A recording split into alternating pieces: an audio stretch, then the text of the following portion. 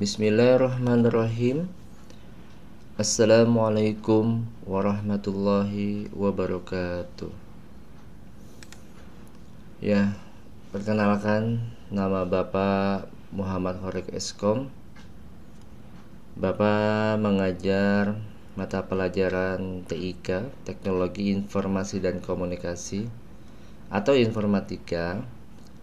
Dan alhamdulillah pada tahun pelajaran ini Bapak mendapatkan tugas tambahan selaku wakase kurikulum, dan yang selanjutnya juga sebagai pengembang web pembelajaran sekolah. Ya, untuk kali ini Bapak akan menyampaikan materi terkait dengan kurikulum. Seperti yang bisa kalian saksikan pada layar, bahwa kurikulum adalah seperangkat rencana dan pengaturan mengenai tujuan, isi dan bahan pelajaran, serta cara yang digunakan sebagai pedoman penyelenggaraan kegiatan pembelajaran untuk mencapai tujuan pendidikan tertentu. Ya, di SMA 1 atau di SMA Negeri 1 Kota Tangerang Selatan, kita sudah menggunakan kurikulum 2013. Namun karena pandemi COVID-19 dan sesuai dengan keputusan Menteri Pendidikan dan Kebudayaan Republik Indonesia nomor 719/P/2020, yaitu tentang pedoman pelaksanaan kurikulum pada satuan pendidikan dalam kondisi khusus. Ya, jadi dalam pelaksanaannya nanti kita akan menggunakan kurikulum darurat, di mana dalam kurikulum tersebut tidak semua KD di setiap mata pelajaran itu akan disampaikan ke peserta didik, tetapi akan dipilih KD-KD esensial saja. Ya, mungkin nanti akan dilihat dari kebermaknaan, kebermanfaatan, dan yang merupakan prasyarat untuk sebagai pendukung untuk materi selanjutnya atau ke jenjang selanjutnya. Baik, pada layar kalian bisa melihat ini adalah struktur kurikulum tahun 2021 tahun 2022. Ya, di sini kalian bisa lihat ada mata pelajaran, ya. Sejumlah mata pelajaran dibagi menjadi beberapa kelompok. Yang pertama adalah kelompok A, wajib. Yang kedua adalah kelompok B, wajib, dan kelompok C, peminatan. Oke. Untuk kelompok A, mata pelajarannya adalah Pendidikan Agama dan Budi Pekerti, PKN, Bahasa Indonesia, Matematika, Sejarah Indonesia, dan Bahasa Inggris. Nah, di sini kalian bisa lihat alokasi waktu per pekannya, yaitu untuk Pendidikan Agama dan Budi Pekerti yaitu selama 3 jam pelajaran. Di sini Bapak sebutkan 3 jam pelajaran karena dalam sistem pendidikan 1 jam pelajarannya itu kalau dalam kondisi normal itu memiliki durasi 45 menit. Namun di tengah pandemi ini dalam pembelajaran online kita hanya men-setting 1 jam pelajarannya itu hanya 25 menit. Nah, untuk kelompok A, ya, kelompok A wajib yang pertama ini, mata pelajarannya itu dikelompokkan sebagai dasar penguatan kemampuan siswa dalam bermasyarakat, berbangsa, dan bernegara. Jadi mata pelajaran ini diharapkan setelah siswa mempelajarinya itu memiliki kemampuan bermasyarakat, berbangsa, dan bernegara yang baik. Nah, sedangkan untuk kelompok B ini terdiri dari seni budaya, pendidikan jasmani, olahraga dan kesehatan, prakarya dan kewirausahaan, dan TIK. Pada kelompok ini merupakan program kurikuler yang bertujuan mengembangkan sikap, pengetahuan dan keterampilan siswa yang terkait dengan lingkungan dalam bidang sosial, budaya, seni, dan teknologi. Ya, jadi diharapkan pada kelompok B ini siswa memiliki kompetensi baik dari ranah sikap, pengetahuan, dan keterampilan sesuai dengan lingkungan siswa berada dalam bidang sosial, budaya, seni, dan teknologi. Dan untuk di kelompok B wajib ini kita ada pelajaran TIK. Nah, pelajaran TIK ini mungkin nanti kalian bisa lihat untuk di sekolah kita itu hanya sampai di kelas 11. Dan tapi di kelas 12 nanti tidak ada pelajaran TIK karena siswa akan difokuskan untuk ujian sekolah dan persiapan masuk perguruan tinggi negeri. Nah, sedangkan untuk kelompok C yaitu kelompok peminatan merupakan program kurikuler yang disediakan untuk mengakomodasi minat siswa dan bakat siswa atau kemampuan akademik peserta didik dengan berorientasi penguasaan kelompok mata pelajaran keilmuan. Nah, di sekolah kita pada saat ini hanya memiliki 2 jurusan peminatan. Yang pertama adalah MIPA, yang kedua adalah IPS. Ya, jadi nanti setelah kalian melakukan MPLS, kalian akan melaksanakan psikotes dan tes potensi akademik, dan hasil tesnya itu nanti akan digabungkan dengan nilai rapor SMP kalian dan akan dianalisa oleh tim BK dan kesiswaan dalam menentukan jurusan mana yang sekiranya sesuai dan cocok untuk kalian berdasarkan hasil-hasil tes tersebut. Apakah kalian cocok atau sesuai dengan jurusan IPA atau IPS.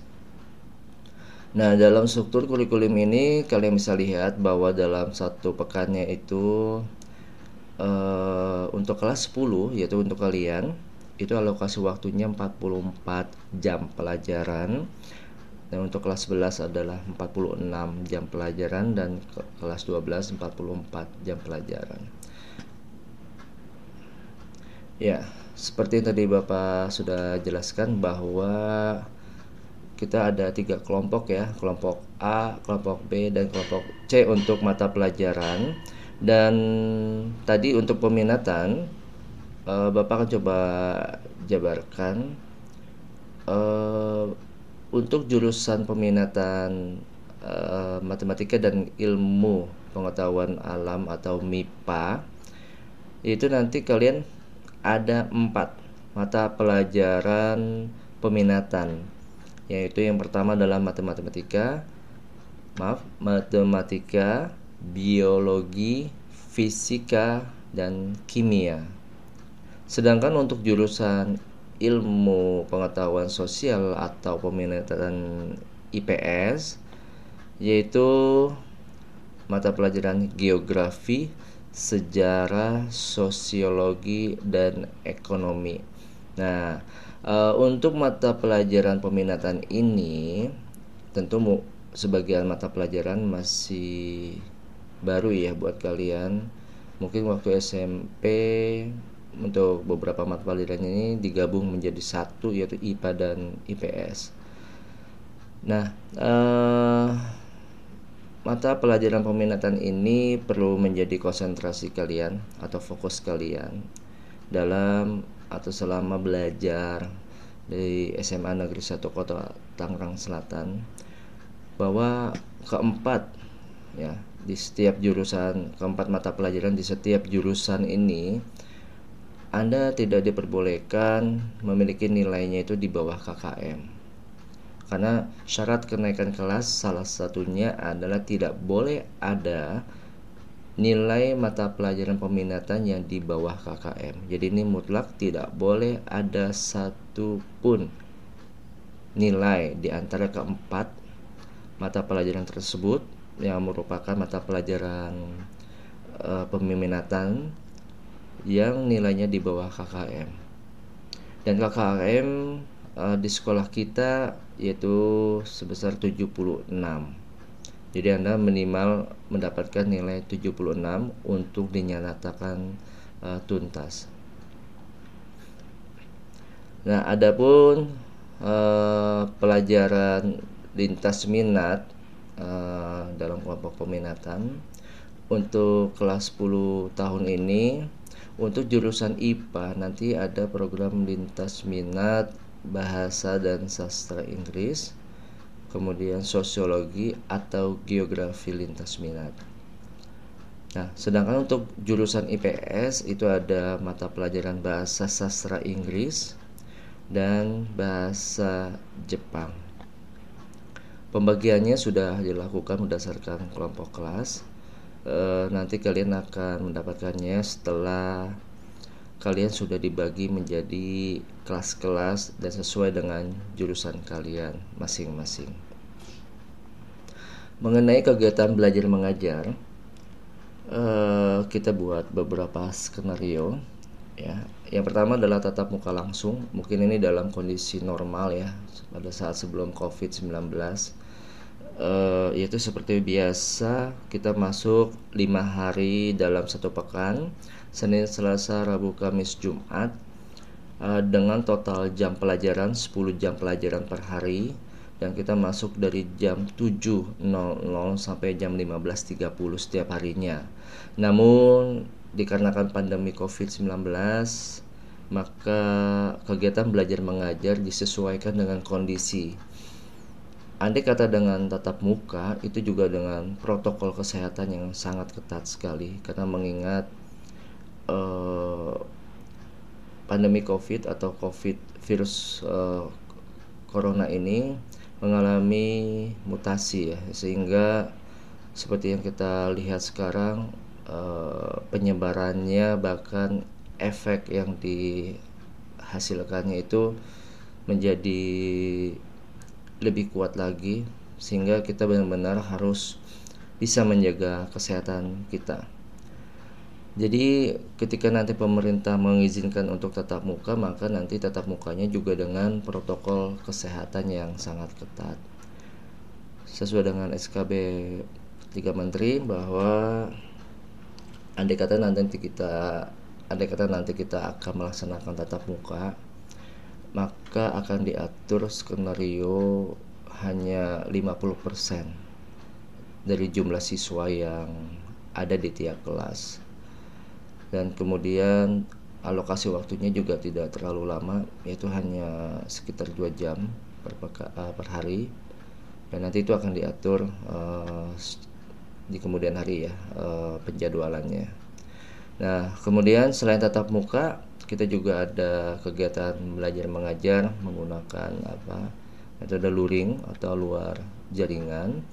Jadi pada metode ini kalian bisa belajar dari buku-buku paket yang nanti insya Allah akan diberikan oleh pihak sekolah. Nanti penjadwalannya bisa kita lakukan setelah PPKM ya, karena selama PPKM kita benar-benar agak ketat dalam melaksanakan kegiatan di sekolah. Nanti akan diinformasikan lebih lanjut. Nah, sehingga siswa bisa belajar secara offline dengan menggunakan modul-modul lembar kerja siswa dan buku paket dari pihak sekolah yang bisa dibawa pulang oleh siswa. Nah, yang keempat adalah menggunakan metode daring, yaitu dalam jaringan.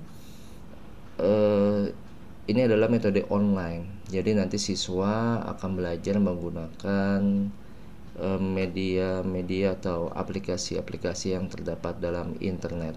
Dan alhamdulillah untuk SMA Negeri 1 Kota Tangerang Selatan, kita sudah hampir beberapa tahun belakangan ini menggunakan website sekolah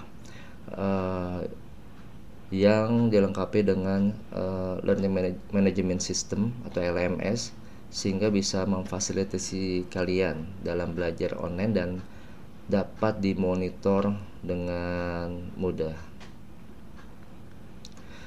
Ya, berikutnya adalah jadwal KBM daring ya. Ini insya Allah kita akan laksanakan setelah kalian selesai melakukan MPLS dan penjurusan. Kalian langsung belajar secara efektif, yaitu jam belajar kita akan mulai dari jam 7.30 dan berakhir kurang lebih jam 11.55 dengan satu waktu istirahat yaitu jam 10.00 sampai jam 10.15. Untuk hari Senin insya Allah direncanakan dari jam 7.30 sampai jam 7.55 kita akan melaksanakan upacara atau pembinaan wali kelas ya oleh masing-masing wali kelas di setiap hari Senin secara online. Ya, ini dilakukan secara online semuanya. Dan untuk hari Jumat kita nggak full 10 jam pelajaran, kita hanya sampai jam ke-8, yaitu sampai jam 11.05, dan insya Allah tidak akan mengganggu waktu sholat Jumat bagi umat Islam. Ya, untuk website sekolah, Bapak perlu sampaikan bahwa kita memiliki dua domain. Yang pertama adalah smain1tangsel.sch.id. Website ini merupakan website publikasi dan informasi umum yang kalian bisa akses untuk mengetahui info-info apa saja yang terkait dari kebijakan sekolah atau informasi umum dari sekolah yang memang merupakan konsumsi publik atau masyarakat umum.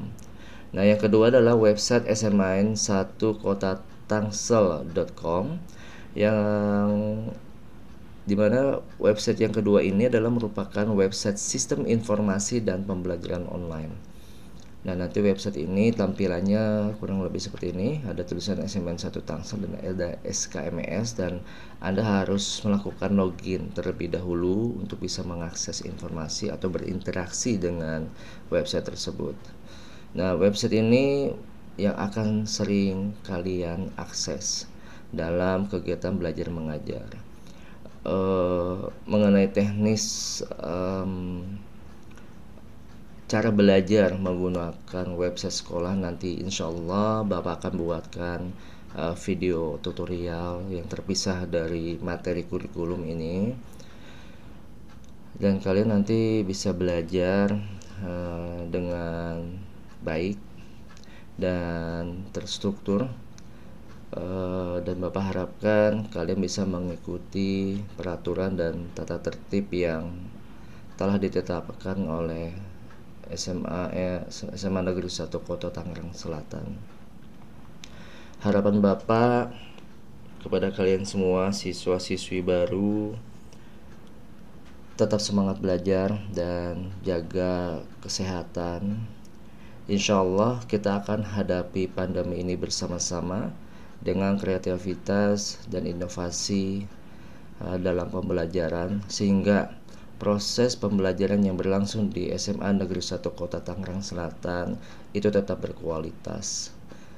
Tentunya Bapak mengharapkan masukan, ya, saran dan kritik dari kalian terkait dengan proses pembelajaran ataupun ide dan inovasi yang kalian miliki. Insya Allah pihak sekolah akan mencoba untuk mengakomodir demi peningkatan kompetensi yang ada dalam diri kalian.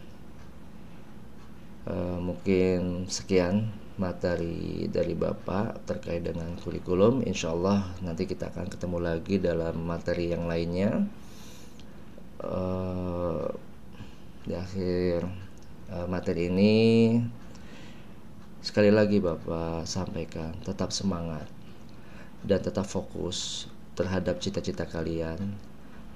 Dan dalam pembelajaran nanti, jika kalian mengalami kendala, jangan mudah menyerah. Konsultasikan secara bertahap. Yang pertama, konsultasikan dengan keluarga kalian, yaitu mungkin kakak, ya, dalam menyelesaikan permasalahan dalam pembelajaran. Misalnya ada tugas segala macam, atau ada hal yang tidak kalian pahami, silakan kalian konsultasikan dengan keluarga. Kedua, dengan teman sekelas Anda diskusikan. Jika belum ada solusi, silakan kalian konsultasikan dengan wali kelas kalian. Nah, jika dengan wali kelas belum ada solusi, kalian bisa langsung konsultasikan dengan admin web. Ya, mungkin itu pesan dari Bapak. Terima kasih, Bapak akhiri. Assalamualaikum warahmatullahi wabarakatuh.